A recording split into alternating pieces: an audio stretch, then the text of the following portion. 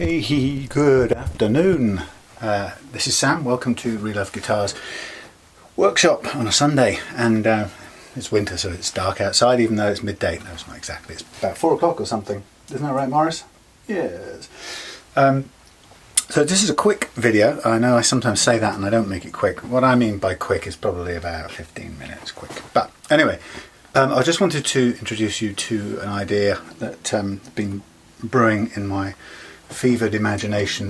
You might have seen from recent guitars that I've been doing a few of these, sort of souping up some of these fabulous old guitars that, to be quite honest, were complete junk when they were sold back in the 70s and 80s, and a lot of us of a certain age had them, and I remember playing them back then, and you could buy them in Woolworths. I know they're UK and American stores, but in the UK they were a kind of particular sort of store. I don't really know what the equivalent is, but in Woolworths they had a music section, and back in about 1979, 78, as punk was sort of exploding all over the youth of Great Britain, you had guitars like this one, the K30, on sale, standing up there nice and respectable in the Woolworths shop, next to the Bontempi organ, and just a bit away over the side from the Pick and Mix Sweets, which were the UK's first introduction to overdoses of sugar, which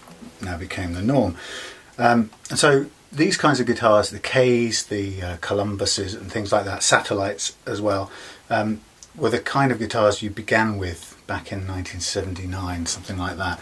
And they were horrible to play.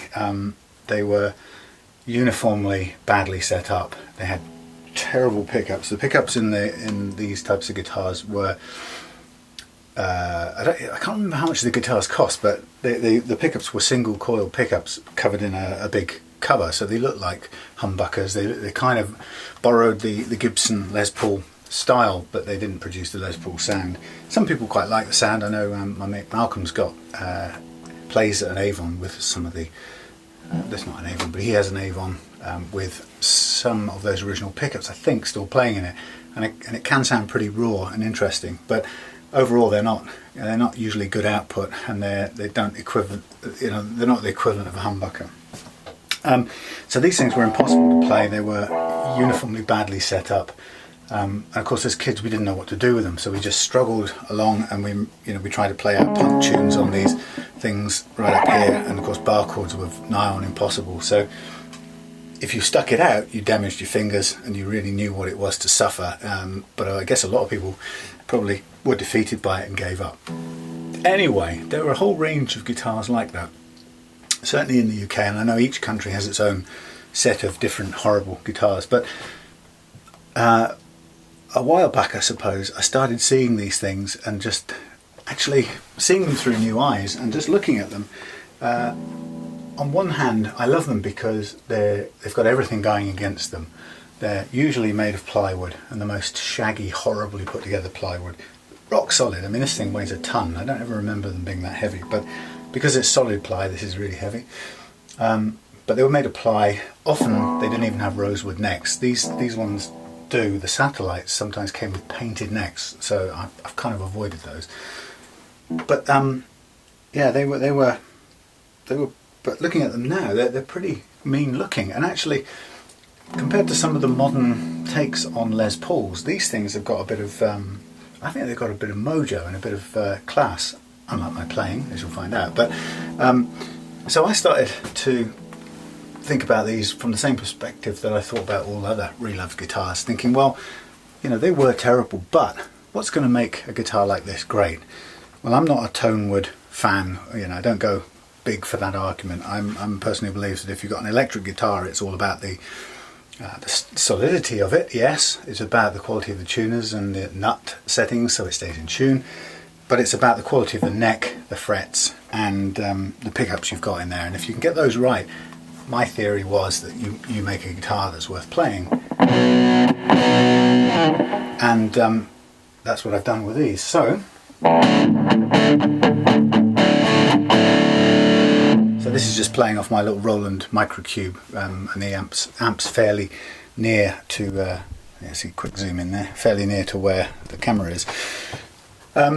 So anyway, I started to get to like these things, and I bought myself a couple of old dogs, and I've already done a couple up and sold them. This is probably the third one here. I've got a fourth one down there, and I've got another one or two coming. So I started to think about these guitars and think about what could I do to make them play. So basically I've started to put almost everything new onto these things, so there's barely anything original other than the body. In this case, there's actually the hardware is original too, because it wasn't too bad, but it's certainly got, the pickups have been replaced and the wiring's been replaced, the tuners have been replaced. On these K guitars, they used to be open tuners like a classical guitar. They were just terrible.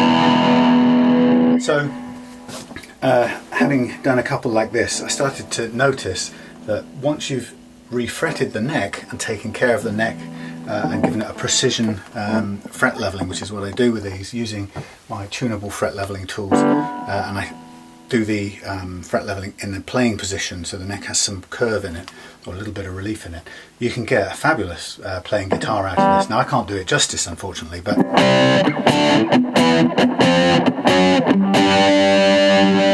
get a guitar with notes that ring all the way up the neck and don't choke off or anything.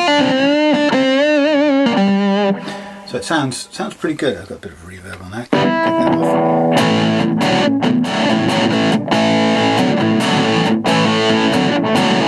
off. So you get pretty good guitar. So I did a few more, and I'll show you the Avon in a minute.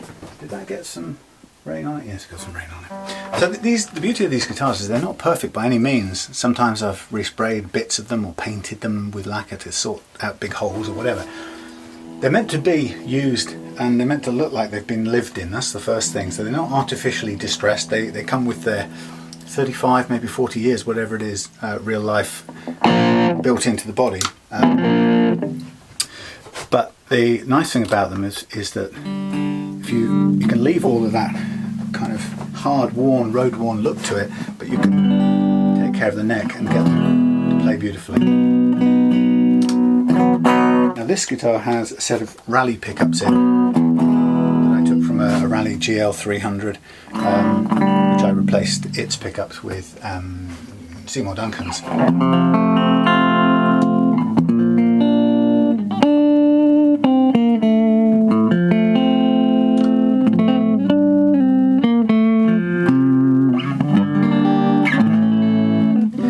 It's reacting a bit to bring it out into the cold of the shed, so it's detuning a little bit right now. But yeah, these are very, very nice playing guitars now. Just tune it a minute.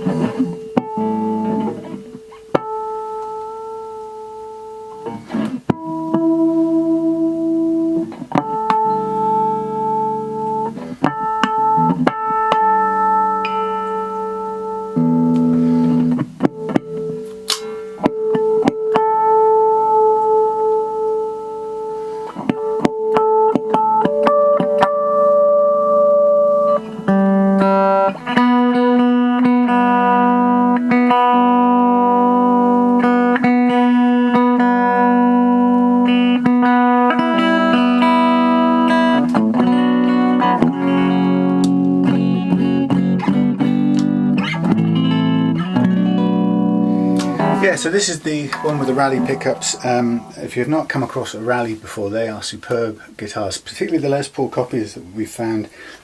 They come with good pickups that are so good that I wouldn't necessarily need to replace them. I did, because I came across some Seymour Duncans in a exchange for doing some setup work. But let me just give you a quick sort of overview of this guitar. So yeah, changed out the pickups for the rally ones, beautiful tone, very powerful, quite powerful, not quite as powerful as a Hot Wilkinson's, I'll show you in a minute.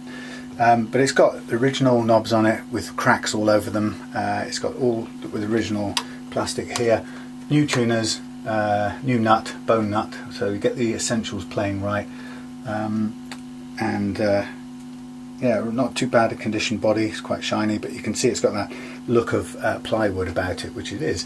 The neck is really nice and smooth, and now with brand new jumbo frets on it. I don't know how well you can see those, but I reprofiled the neck so that it's a perfect 12-inch radius, and then refretted it with jumbo frets, and then turned those into lovely playing surfaces. So this is one of the, and a good example of these guitars, and I'm calling them AristoCats because they're not quite the tomcats that I pick up in general eBay, which I tend to limit myself to doing a good setup on them. These are ones which are kind of a no expense bed, full rejig. Next on the list of these things quickly is the Avon. This one started out with the entire back stripped back and hand painted it, and then kind of finished off with a spray over the top. This is all shielded inside. It was just a horrible guitar, as they all are to begin with. New tuners from Wilkinson, new Wilkinson gold pickups, some Chinese hardware, new knobs, basically everything but the original plywood is new. What we've got is very powerful,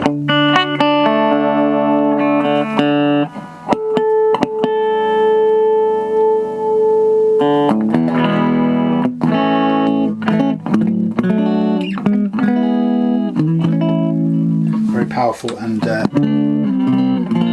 sweet toned guitar, and this is obviously in just a clean mode. A little bit more action setting here to do. I've got this one set reasonably high compared to what I normally do, but I can take this lower if I want. So full works on this. Again, this has got a really nice serial number sticker on the back. This is the Avon by Rose Morris, and it's the model 3403, which people are probably familiar with. Serial number 0676, so kind of small production runs. I've put new tuners, new pickups, new wires, new pots, new capacitors, probably a new switch I think as well, new nut, new frets, and reprofiled the board, so it's in lovely condition. So these guitars, apart from the fact, as I say, I brought them from indoors to the cold, so they're a little bit unstable tuning at the moment, but I've been playing on them for a while.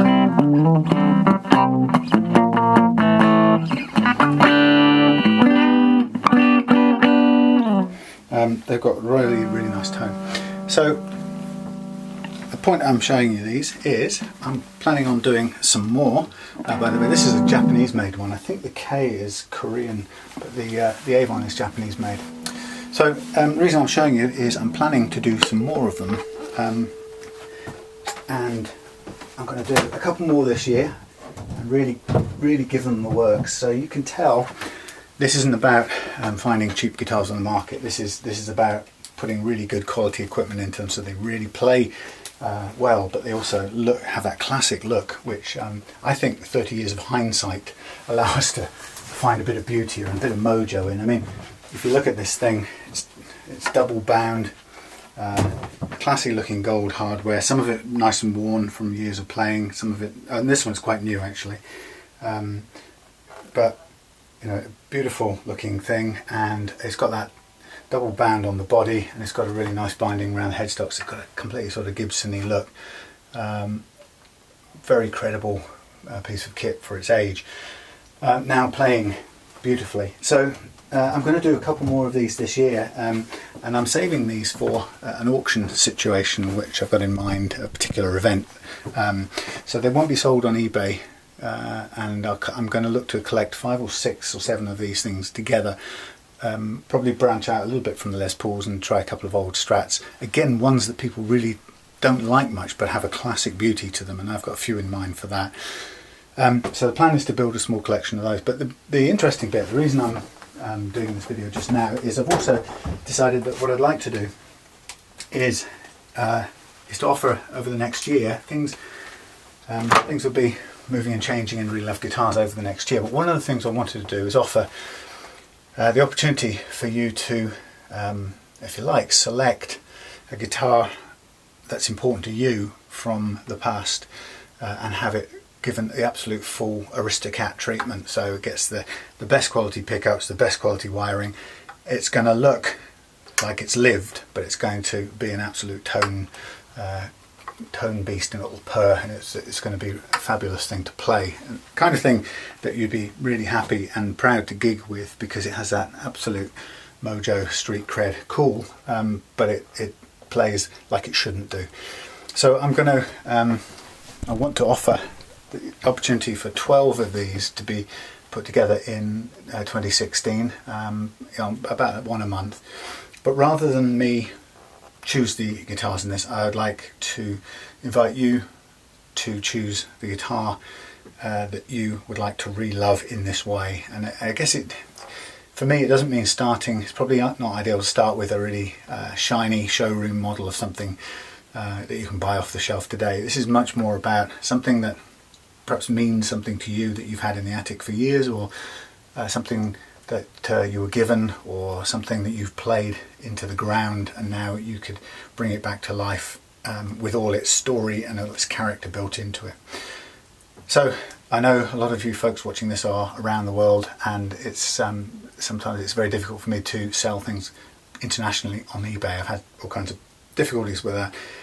So this isn't going to go through eBay. Those 12 guitars, I would like in January, I'm going to try and I'll put out an email or a little video probably as well, just inviting some commitments or expression of interest for if you'd like one of these made to your specification, basically, and I'll go from there. But right now it's just starting out with the idea for it, just throw it out there. Each one of these will be individual to you, your specification, the guitar that you like or care about especially, and then each one will have a personalized video that will be addressed to you directly, showing everything that was done, and quite a much more detailed even process of the decision making on what happened to make your guitar into a mojo beast. So as I say, if I'm going to invite expression of interest on these things in January, early next year. But in the meantime, if you've got one sitting there you just know you want to have turned into a kind of retro beast like this, please feel free to email me. Try that again. Please feel free to email me on sam@reloved.guitars. And I can put you first on the list, and in January I'll ask for a deposit on it. We'll discuss between now and then the tone you want and the kind of hardware that you want on your version of the guitar. So it's going to be completely unique to you. Okay, I'll keep it that short for now. Thank you for sticking with me throughout all of the videos that I've made so far. I really appreciate your support. Getting over 1,000 subscribers was very encouraging. I'm really very glad to spend time with you. I wish I could do it more personally in some ways, because it's always me talking at a camera in the shed, but it does feel like I'm talking to some names and some faces I know from you on YouTube and Facebook as well. So it's I really appreciate your support. And I'll speak to you soon, and you may see me making reference to these AristoCats around and about over the next couple of months. Okay, be good, and I'll speak soon.